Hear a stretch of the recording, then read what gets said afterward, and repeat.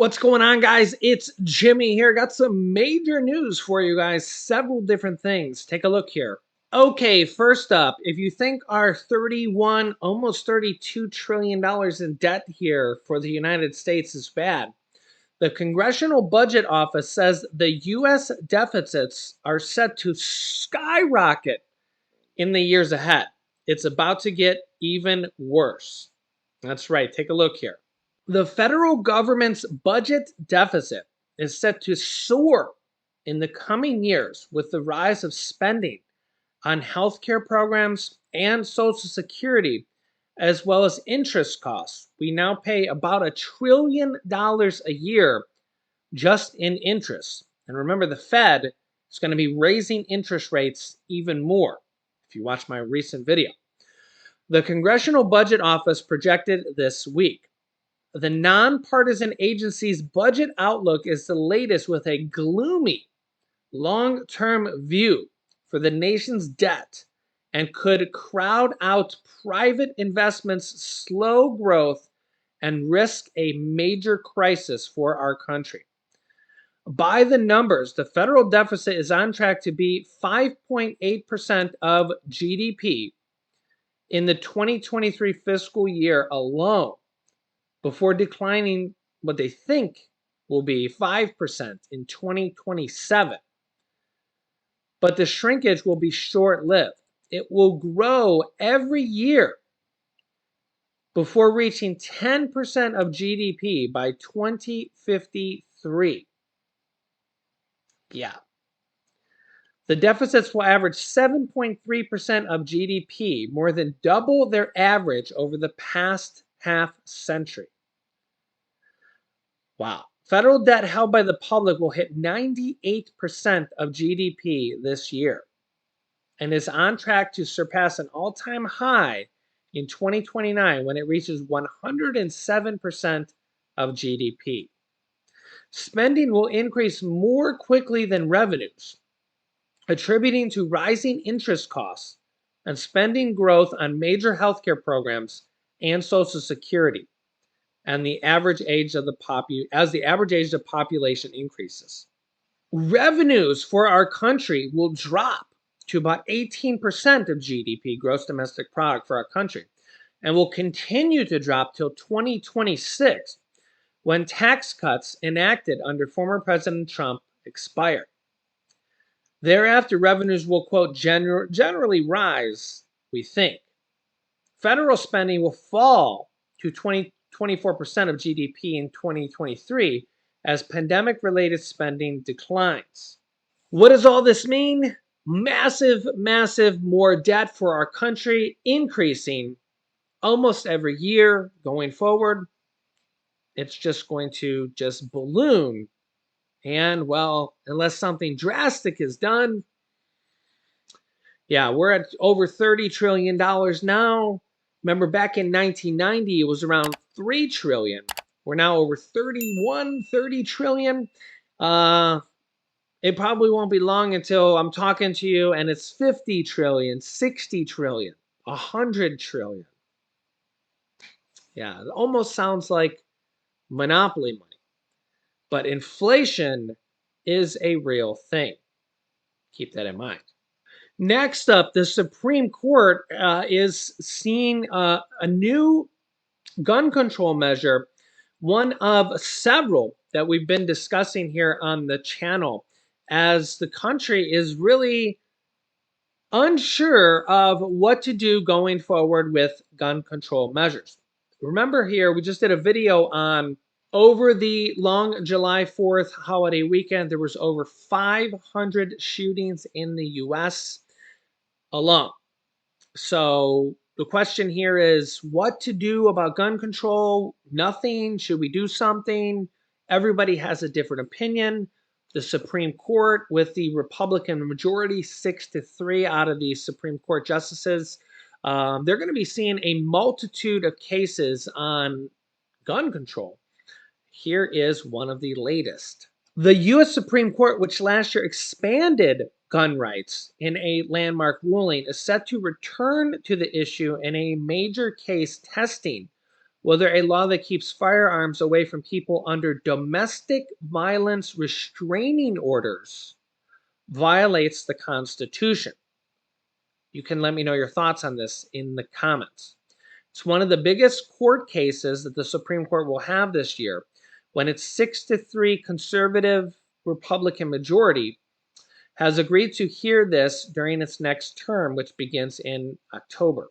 The justices wrapped up their latest 9-month term last week with many different important rulings, one on affirmative action in collegiate admissions, also student loan debt relief, which they struck down. This case involves a Texas man named Zaki Rahmi, who was convicted under a 1994 federal law that prohibits a person subject to a domestic violence restraining order as he was assaulting his girlfriend from possessing, and he was possessing a firearm. He challenged his conviction on the grounds that the law violated the Constitution's Second Amendment right to keep and bear arms, and he won. Biden's administration has appealed. The ruling is expected by next year, June, with the U.S. presidential race kicking into high gear. The Supreme Court must reverse this dangerous ruling, quote, Janet Carter of the Gun Violence Prevention Group says. Quote, domestic abusers do not have and should not have the constitutional right to possess a firearm. The Second Amendment's rights which is in question. The Second Amendment states a well-regulated militia. Remember, this is going back hundreds of years. So the question here is, does this relate to a militia? A well-regulated militia being necessary to the security of a free state, the right of the people to keep and bear arms shall not be infringed. The court has widened gun rights in 3 major rulings since 2008. So let me know your thoughts here in the comments. I'm sure we will have a lot of different opinions here. Also, House Republicans in Congress booted Marjorie Taylor Greene from their own House Freedom Caucus in an interesting move, to say the least.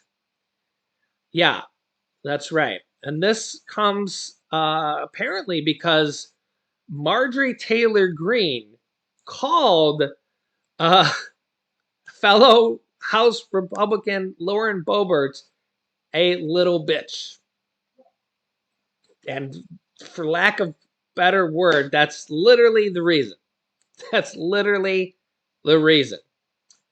Yeah. And apparently they voted on it, and the Republicans from the House Freedom Caucus are tired of Marjorie Taylor Greene.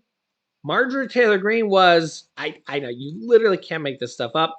Marjorie Taylor Greene was tired of Lauren Boebert. Lauren Boebert apparently stole some of Marjorie Taylor Greene's thunder over trying to impeach President Biden over some, several different, issues that the Republicans have with them. I honestly think that the Republicans are going to try to push the impeachment issues. I think they're going to try to do it closer to the election. I think that that's what they're going to try to do. It's just my personal kind of gut feeling here. You can let me know your thoughts in the comments. Again, I'm just kind of a realist. I'm not really from either party. I just kind of go with each issue. I think that's what Republicans are going to do. You can let me know your thoughts here on this. I don't see them really moving right now on this that quickly. I think that's what they're going to do. You can let me know your thoughts on this. But apparently Marjorie Taylor Greene pushed this idea of impeachment on the border issues and stuff. And she asked Lauren Boebert to co-sponsor it. Lauren Boebert didn't respond. And then Lauren Boebert came out with her own impeachment push on this and just did it on her own without Marjorie Taylor Greene. And Marjorie Taylor Greene was like, "What are you talking about? I just sponsored this." And then she came out with that, saying, and apparently the other Republicans found it very disrespectful to do that to somebody of her own caucus, and they just kicked her out of the Freedom Caucus. So, well, I don't know. You let me know your thoughts here on this, but can't make this stuff up.